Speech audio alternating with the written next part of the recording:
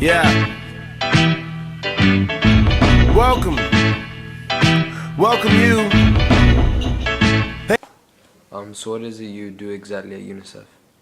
Hi Alessandro, my name is Conosole. I come from Rwanda originally, and I've been working for UNICEF for 10 years. I'm currently the Communication for Development Specialist.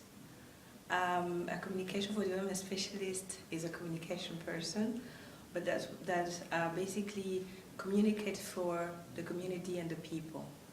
So our work is very broad, but basically we support programs to disseminate key life-saving messages on health, on water and sanitation, on child protection issues, on education issues, to make sure that families, for example in education, send their children, especially girls, to school, to make sure that people drink safe water, clean water, to avoid diseases.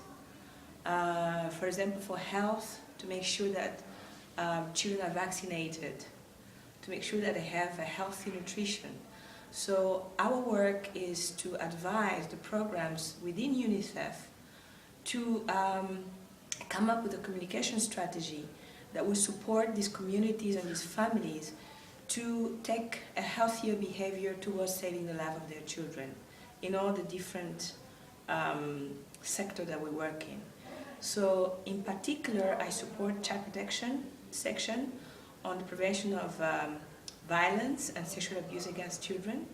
I also support the education section on girls' education, which means that my work, or my daily work, is to work within UNICEF, but also work with the government to advise them on how best to tackle an issue for which they want a certain behavior change, and to address social norms, because social norms often are the one that limits the parents from taking a proactive and positive attitudes towards an issue that is affecting children.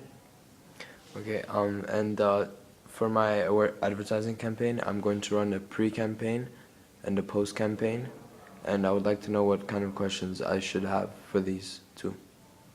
It's very interesting. I'm very happy to see that a young gentleman like you is actually looking into water conservation, because you know the trends around the world, but water is a precious good, and there's not so much water. So a lot of people struggle to actually have a cup with water, clean water to drink. And so I think that your campaign is going to be very important to raise awareness in your school and in your community surrounding you. And I think your questions for the pre-campaign should be knowledge driven. Basically, you may want to ask questions about what do they know about the situation of water first in their own community, in Mozambique, in their own country where they are now hosted. And then they want to know what's the situation around the world, what's going on with the issue of water. And you might want to know how they use water in their everyday life. For example, are they having a shower or taking a bath every day? Because there's a big difference between the two. You want to ask them how not only themselves but their family members are actually also conserving the water.